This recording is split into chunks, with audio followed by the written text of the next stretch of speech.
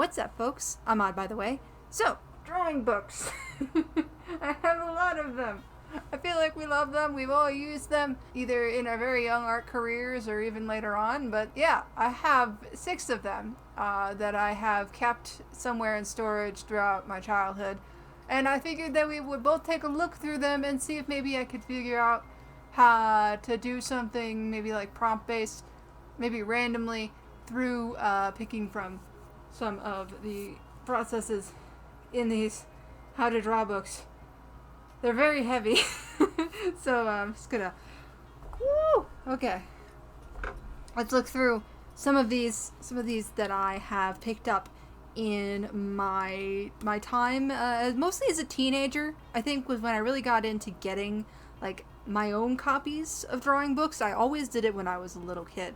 So, like, we would have library days, and I'd be, like, a little too stressed out to get, like, a full-length novel. I was afraid I wouldn't read it in, like, a week whenever we'd go back to the school library or something.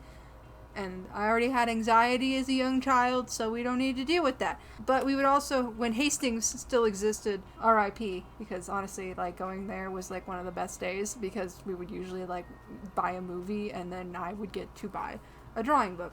So we have, this is actually the second one. We have, these ones are some of my favorite actually, the Dragon Art books by Jennifer Pepper, I believe. Some of my favorites, and these were the ones that I got kind of first out of all of these, and these were the ones that influenced me a lot when it came to drawing dragons and stuff like that. So we've got the Fantastic Dragons and Fantasy Creatures book. We have just Dragon Art Evolution, which is just about dragons.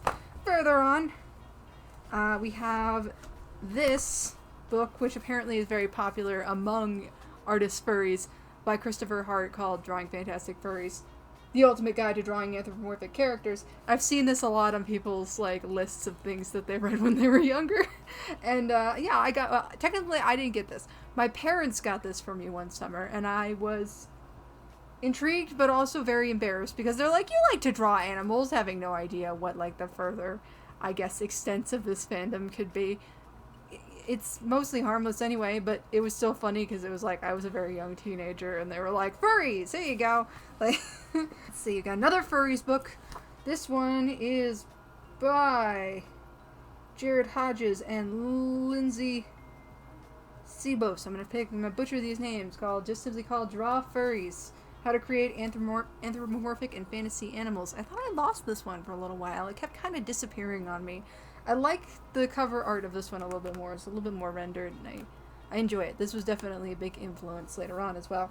I guess they're also produced by the same books that made the Dragon Art books, or the same company that made the Dragon Art books, so maybe that's part of it. These ones, I'm not totally sure if they're fully mine. I think that these just kind of wound up in my collection because, like, my brothers would get some. Got Drawing Dynamic Comics, which I've read through a couple of times. This one by Andy Smith.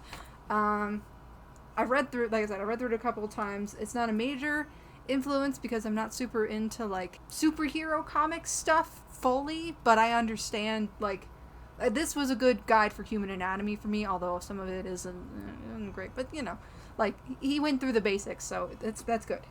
I understand it, I skimmed through it a little bit. I understand a bit more of it now than I think I did when I first read through it. And then this one was definitely something that, like, my little brother got and just kind of wound up in my collection, but I have read through it a couple of times. This is Kids Draw, Big Book of Everything manga, also by Christopher Hart. So he did the furry book and he did this. The guy was busy. This one I've seen also on a lot of lists, so Christopher Hart, big influence on a lot of young artists' lives, apparently. The anime characters on this are extremely 90s, which there's nothing wrong with that. It's not my typical aesthetic, so I haven't drawn through a lot. So yeah, those are the 6 big-ass drawing books. One second, my cat wants out. Very cumulatively heavy books on drawing that I had throughout the majority of my teen years that I looked through. My first influences, I think that, was it Evolution, I think, was the first one that ever mentioned Photoshop. Yeah, it has, like, little, like, digital art stuff in the back, which was crazy because a lot of these books, I mean, are obviously geared toward children, so they often just have like penciling, maybe inking. Like the comics one is definitely a bit more inking focused and like talking about what materials you can use, but it's far more traditional.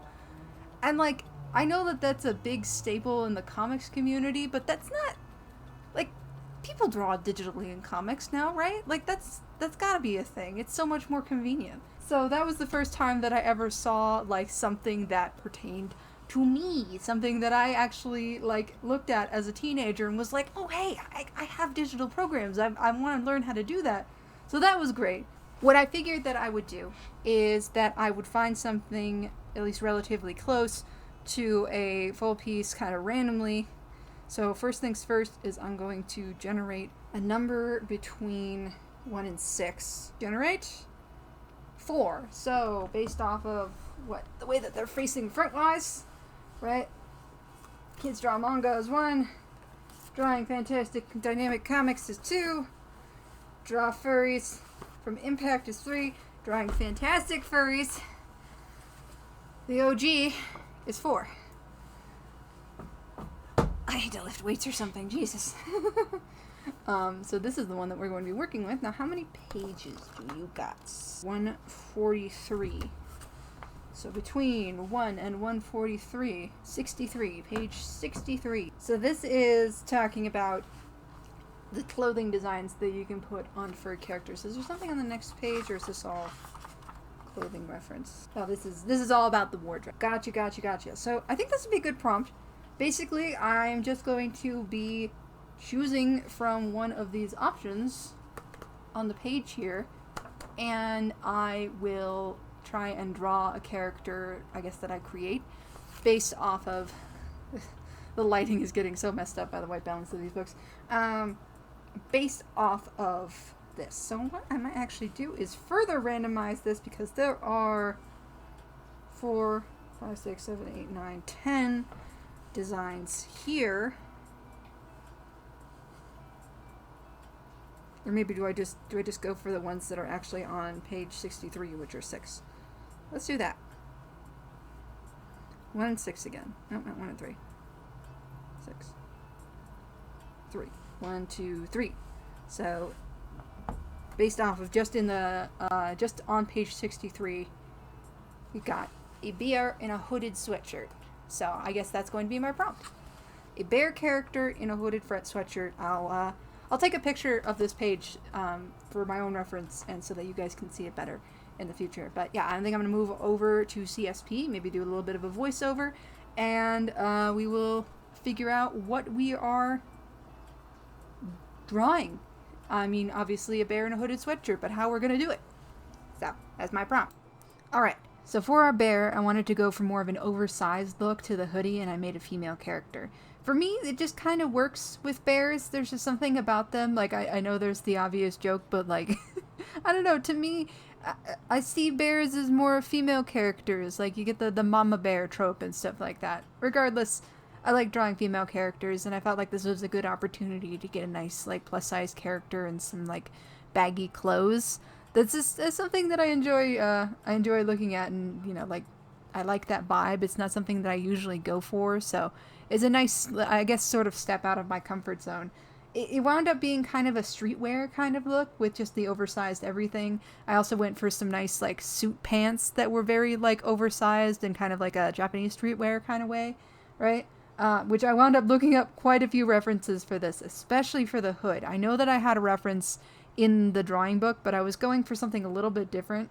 But you can tell that I kind of redid the folds for both the sketch and the lines over and over and over. I do love the character design I went for here. It's a fairly simple grizzly bear, but there's this uniqueness to it. I feel like if I wanted to make this a distinct character, I could, and I might, honestly. I don't know her name. Oh, what did I say? I think, yeah, she gave me a Penny vibe. I don't know why, but I think I want to call her Penny.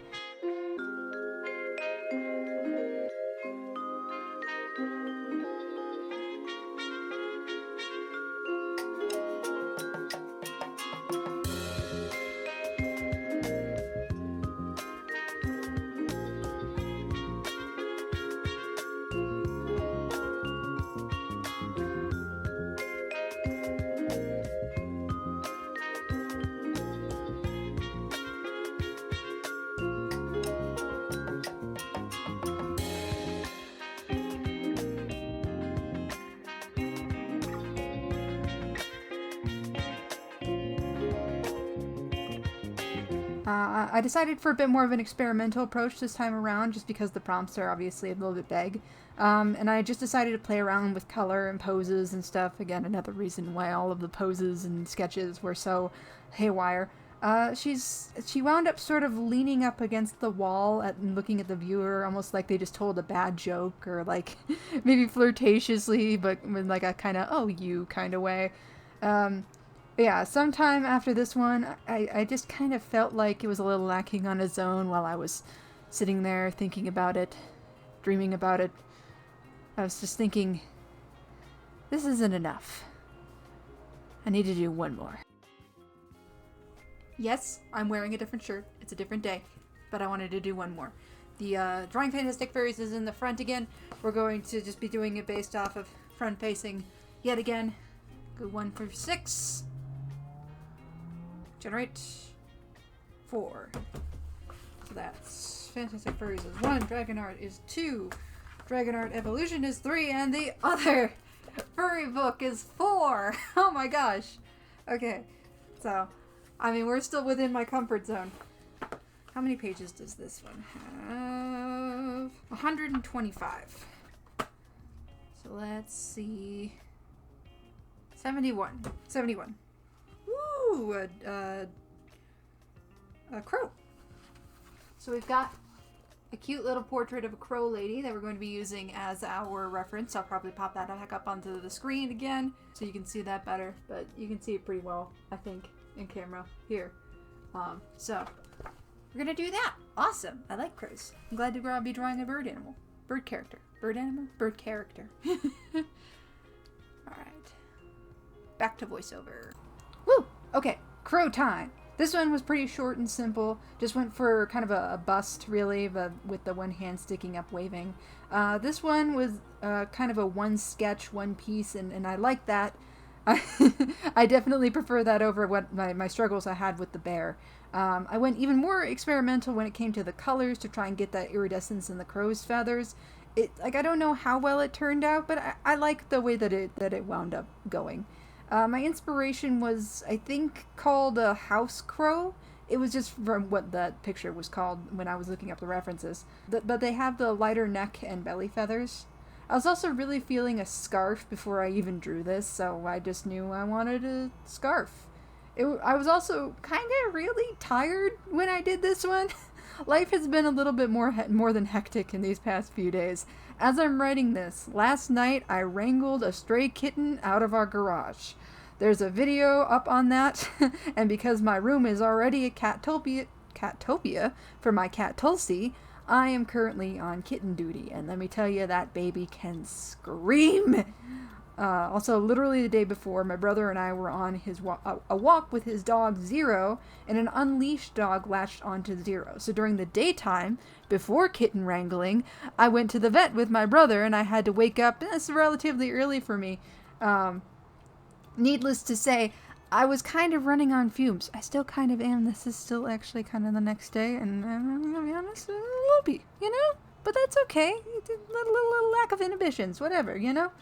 But yes, those are my 2 fairly on-brand drawings from these random selections via my art books.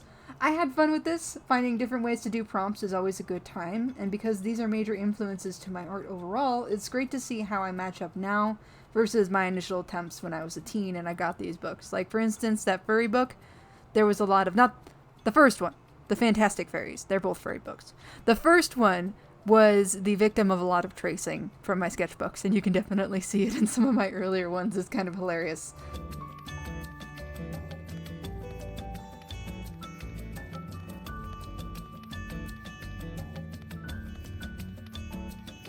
But yeah, if you like this video, be sure to give it a like, and if you like this concept and you want to see more, let me know in the comments and subscribe to be updated when I do silly art challenges. Also, kitten updates. Totally not using the baby for bribery, no sir.